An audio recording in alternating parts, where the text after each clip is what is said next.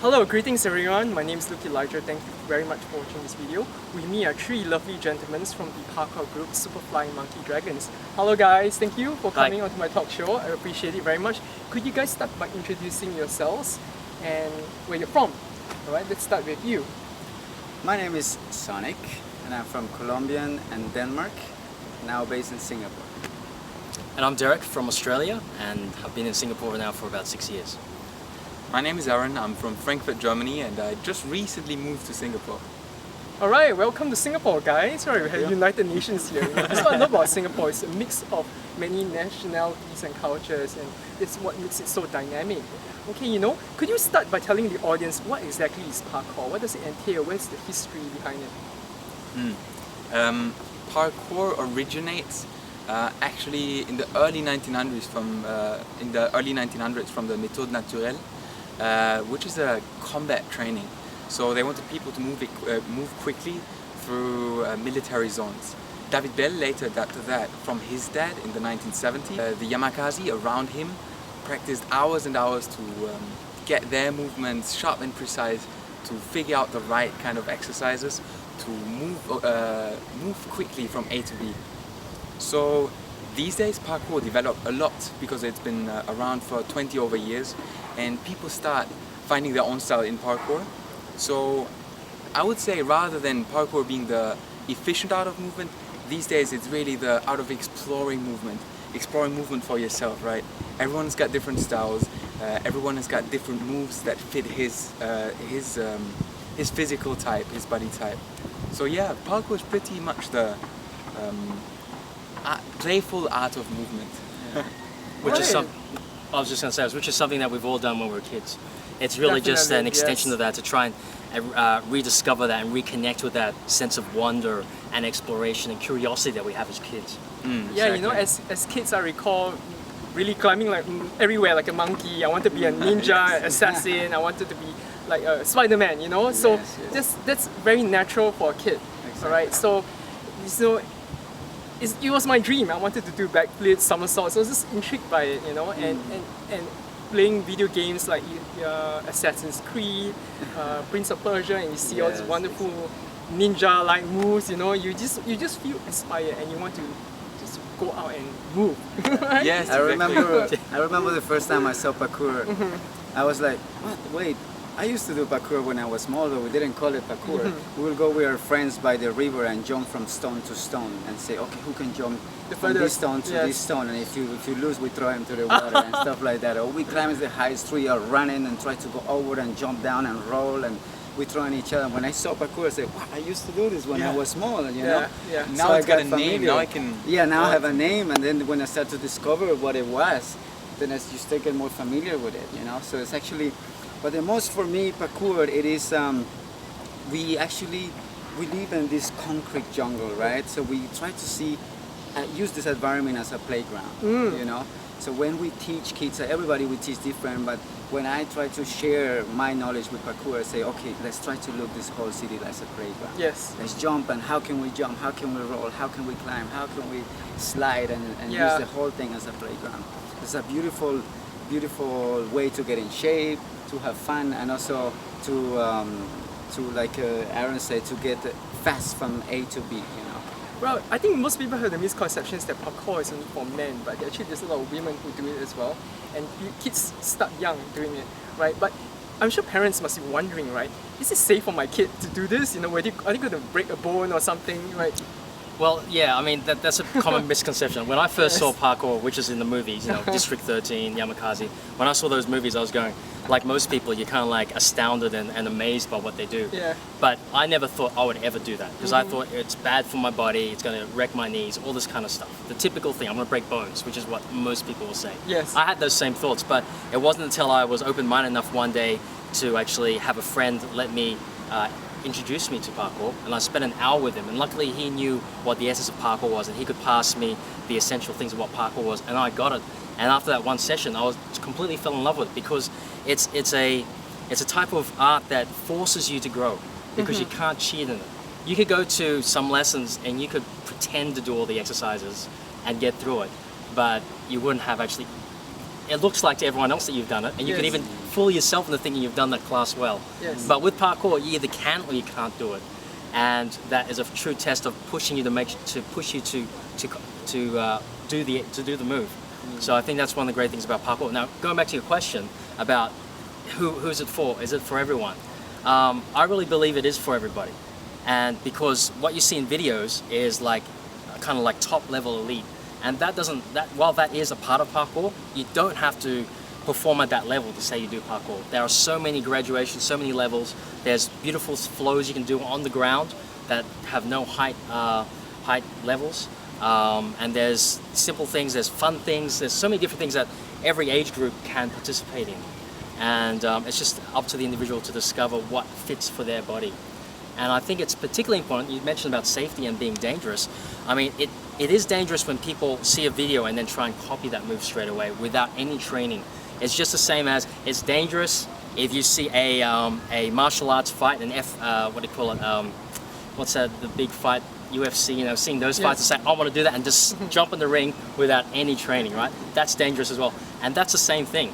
If you do the training, you learn the correct technique, learn the correct training methods, learn about safety. It's safe. You know? Right, so it's about understanding your own limits and awareness of your own body and what your capabilities are, and not to attempt something that you see someone else do and then you try to mimic it and you're not nowhere near the level and you get yourself into trouble. Yeah. And it's actually safer than a lot of other sports, because most other sports involve other people, and there's team sports. There's always a risk of someone colliding into you. You can't control that. But in parkour, it's you and you alone. You test the environment, make sure it's sturdy and secure before you do anything. So you decide whether you do it or not. You know your own limits. You can feel, right? You can exactly. sense. Yeah, and the beautiful thing about parkour it is that it's a free art of movement. So it's so free. That means that yes, you learn some techniques and you learn some moves, but you are so free that you can incorporate anything that you want to become richer. So incorporate some martial arts, some dancing, and then you have more rhythm into your body. Then you can test yourself into learning much more and take it to another level. So it's actually customizable, and someone who is a trained dancer like yourself, you can add your own fluidity, your own signature into it. And a martial artist can have a more rigid, more kung fu looking kind of parkour. Yes. So yeah, it's very. I think it's interesting that way that it's adaptive and it suits your personality, right? Yeah. Aaron, could you tell us a little bit of how parkour has influenced your life? I mean, you do this full time, of course, right? yeah. Very few people actually make a living doing what they're good at and what they're passionate at, and most people think, how are you going to make a living doing this? So, without further ado, why don't you share with us, how parkour enriched and changed your life?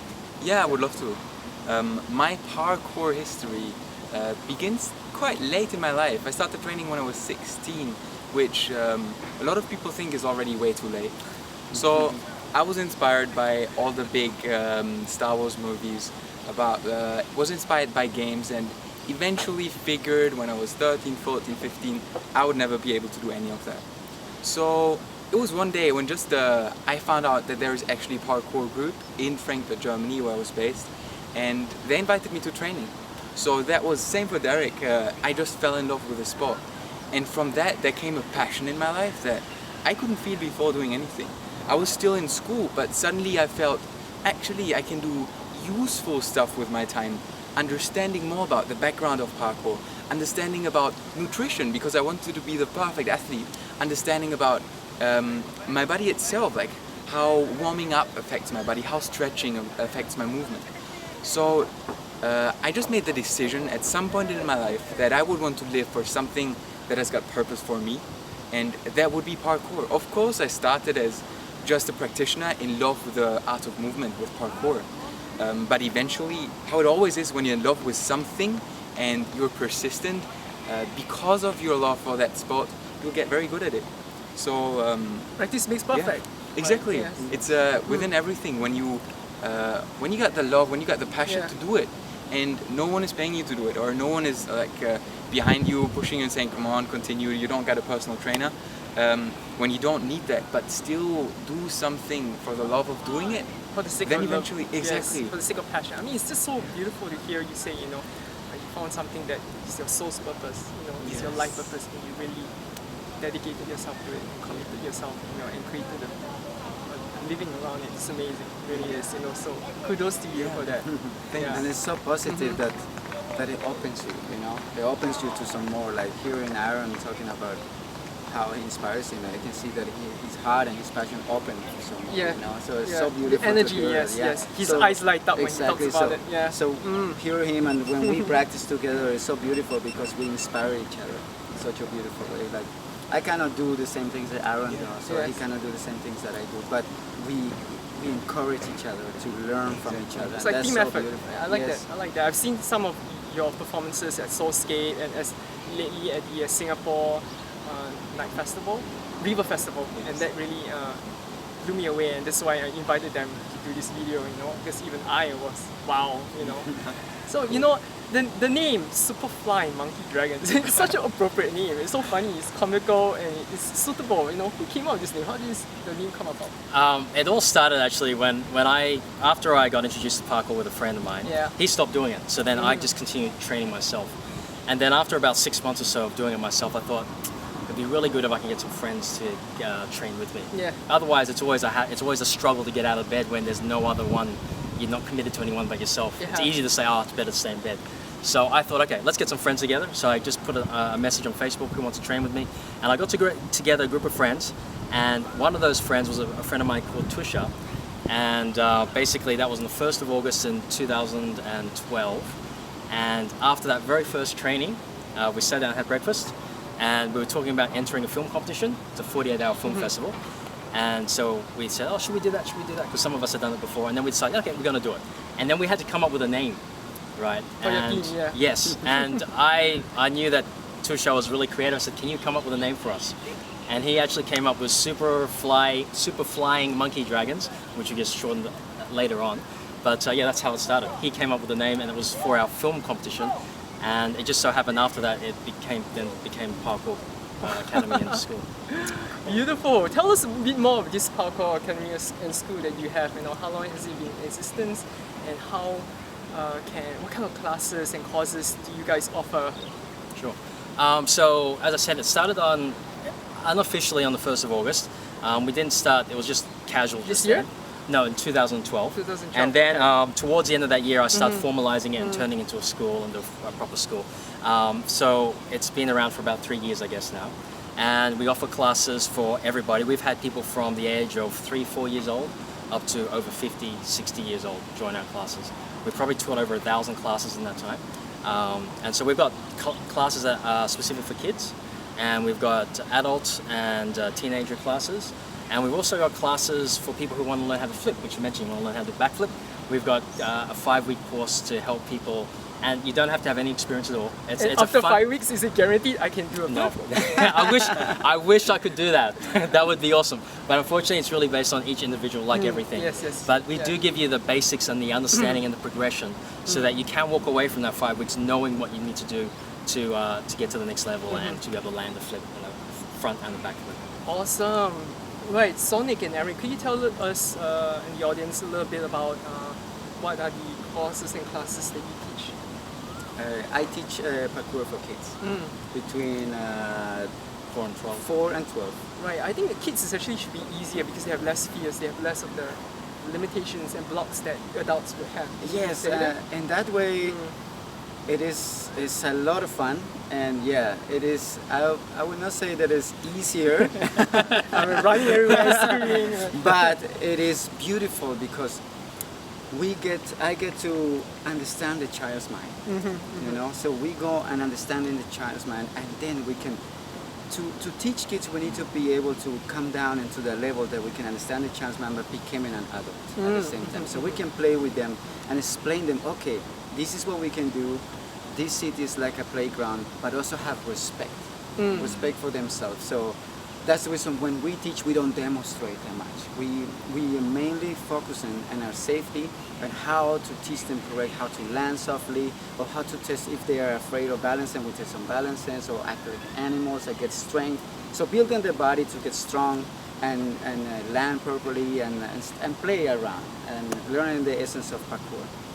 Because sometimes for them they have no boundaries. You know, if you tell them jump from here to there, they will do it. You know, so it's important for us that we take it in slowly, and slowly they can build, and then if they get in better and better, then Derek always look and say, okay, he can come to more advanced or come to the adults. Ah, cool. So it's lots of supervision. There's supervision, lots of preparation, but it's a lot of fun, and it's so beautiful to see the development. I mean, when I started teaching for Derek, like a little bit, almost a year now. Yes. Yeah, almost a year. I came to Singapore and meet with Derek, and then he said, would you like to be interested to teach for kids? I said, awesome, and I would love to. Then I started to teach them movement, like how to move, how to understand the body, and then putting it slowly the art of parkouring. And now they develop it. These kids now, before they was jumping this high, now they jumping this high. Yeah. You know? Wow. You see the development progress. Yeah, and they landing so good. They're getting so strong. You can see they're getting fit in their body. You know. And now they start. Now we teach them more the flow of parkour. Before we teach them more the move, like land softly or stay or jump over here. Yep. Now we teach them how to flow, like running from here, rolling over here, and it's so beautiful to see them. The same kids are growing and growing and growing and getting so good. So that's Wonderful. good, yeah. Thank you for sharing. Thank How about you. you, Aaron? What do you teach? Yeah, I would teach kids, teenagers, and adults. Once they're 12 years or older, or even sometimes 10-year-olds would join our class because they're already advanced movers. You can just see moving comes naturally to them. So I would teach anyone above the age of 12, pretty much until open end. Everyone could join, because even though sometimes you focus on the technical aspect of parkour, because I myself have been in training for 7 over years, so I'm interested in challenging the people, but also I challenge myself into getting inspired from other practitioners. So sometimes, even though someone I coach and he has been in training for half a year, of course I can give him instructions and ideas, but because he is in a sense innocent for the parkour world, because he's not he doesn't have all the videos in mind I would see, he gives me a new approach to training myself. So our classes have to have some structure. We will do a proper warm-up. It's always a conditioning part in it, as well as a stretching part. That's just to really get our bodies in shape and prepare for the big stuff. But then again, we always come up with some movement games, with some challenges that the urban environment dictates us, and where we can get creative together as a group, growing together, training together, getting better together. Oh, it sounds so fun, all the synergy and the teamwork, and I want to get started. Yes. Where can the audience go to find out more and sign up for one of your classes? They can just go to the website. It's superfly.sg.